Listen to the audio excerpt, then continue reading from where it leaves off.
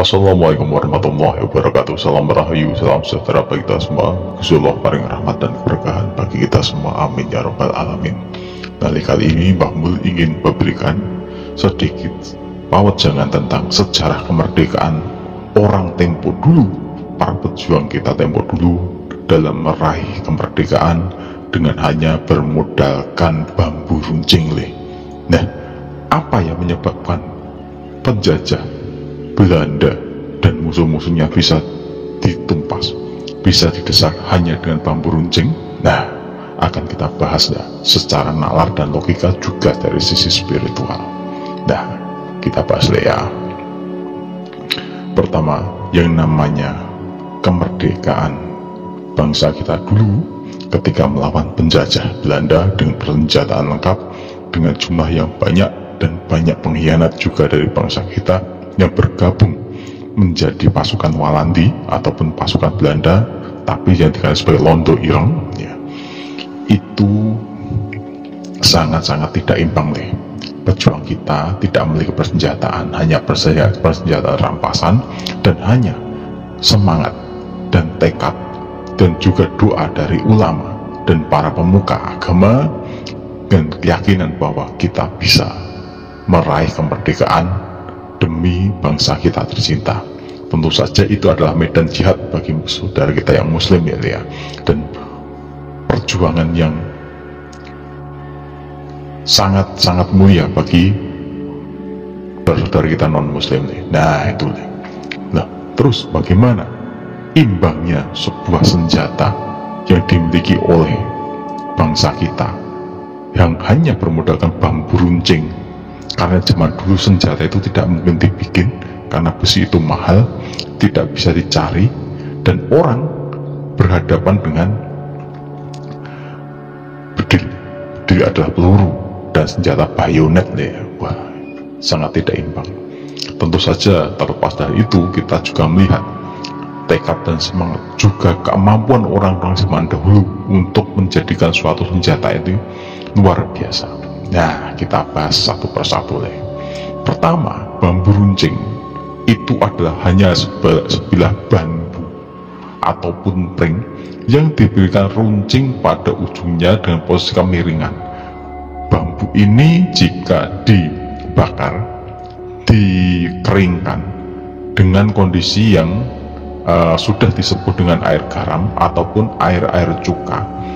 Zaman dulu dipakai bukan garam ya, jadi disepuh, istilah sepuh, dan dibakar pada ujungnya akan menjadi keras dan sangat tajam. Satu tusukan saja bisa menyebabkan kematian yang fatal. Nah, bagaimana bisa sebuah bambu itu bisa membunuh, bisa mengalahkan serdadu Belanda yang notabene menggunakan senjata yang sangat canggih pada zamannya? Itu terlepas dari satu faktor bambu itu sendiri.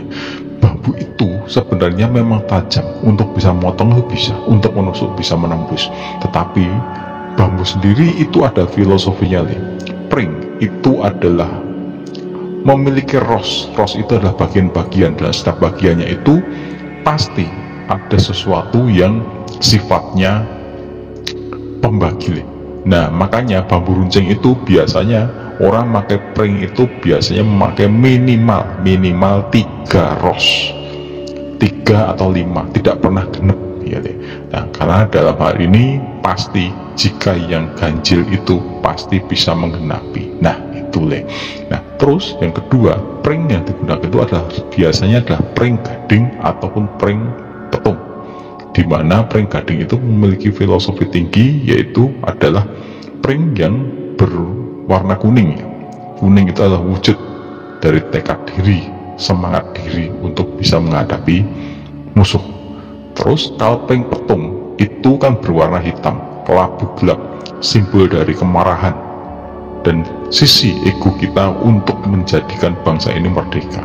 Makanya pring petung itu kan biasanya mesti gede, tetapi dicari yang pada bagian sepertiga dari ujung, biasanya seperti itu, untuk dijadikan bambu runcing. Nah, setelah itu dibikin bambu itu nanti dibikin ujungnya runcing pada kondisi miring, dan dibakar pada ujungnya agar lebih keras, disepuh dengan garam.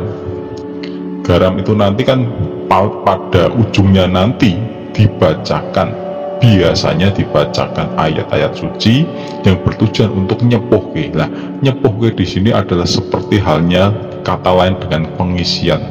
Jadi bambu itu akan menjadi bambu yang benar-benar dengan kondisi yang prima. Prima dalam arti jika digunakan lebih hebat dari bedil, lebih hebat dari besi, lebih hebat dari tombak.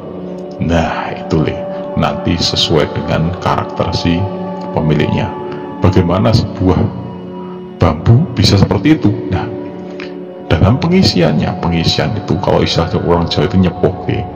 Bambu itu dibacakan Bismillah 3 kali oleh kiai zaman dulu dan dicelup di dalam suatu air bak yang sudah dibacakan doa oleh sang kiai. Mbah Mul tidak menspesifikkan siapa kiainya. Zaman dahulu berdasarkan cerita dari bapak Mbah Mul sendiri yang nyepuhke itu dulu dari kalangan keraton di sebelah utara keraton ya, benteng keraton dulu seperti itu untuk menggembleng pejuang-pejuang kita. Ada yang bilang dulu ketika memakai bambu runcing itu, ketika memakai itu rasanya seperti kita itu menaiki kereta. Jadi kita nggak merasa kesel, pengen nusuk, dilemparkan itu pasti kena. Dan ada yang kadang itu bisa mencari sendiri, wallahu alam. Kita dilempar itu sudah mengenai musuhnya. Makanya zaman dulu banyak penjajah dari Belanda sendiri yang kocar-kacir. Padahal musuh mereka itu adalah hanya bambu runcing. Mereka menggunakan meriam dan senjata-senjata canggih zaman dahulu. Dan ujungnya dikasih bayonet. Bayonet adalah pisau yang terbuat dari besi yang dipasangkan pada ujung senapan. Tidak bisa mengalahkan bambu runcing. Satu tekadnya. Yang kedua adalah doa. Yang ketiga ada harapan. Di situ ada harapan. Mengapa zaman dahulu pejuang-pejuang kita hanya bermodalkan bambu runcing dan teriakan Allahu Akbar bisa menembus pertahanan lawan? Sungguh tidak masuk akal. Makanya di dalam pembukaan Undang-Undang Dasar 45 dikatakan bahwa kemerdekaan itu adalah atas berkat rahmat Allah yang Maha Kuasa, karena memang tidak mungkin dinilai dan diraih hanya dengan bambu runcing. Orang-orang kita juga tidak mempunyai perbekalan, logistik persenjataan itu tidak punya. Tetapi ada tekad, harapan dan doa bisa menjadikan Belanda kocar-kacir hanya dengan bambu runcing. Nah, lalu apa amalan untuk zaman dahulu untuk nyepuh itu? Amalnya cuma satu, membaca Bismillah 3 kali, disepuhke, dicelupke ke dalam bejana gede. Dulu itu gentong yang di dalamnya ada air yang diambil dari masjid kauman dan dibacakan doa oleh 3 kiai yang dulu sebagai ulama, yang sebagai kaum di situ, dan mendoakan semoga diberikan perlindungan, kekuatan oleh Gusti Allah, tidak ada yang lain. Nah, itulah. Semoga ini bermanfaat, bagian dari sejarah yang terlupakan. Semoga Indonesia tetap jaya dan kita diberikan kekuatan oleh Sang Maha Kuasa untuk membangun bangsa ini dan mengenang sejarah-sejarah pahlawan kita di masa depan. Wassalamualaikum warahmatullahi wabarakatuh.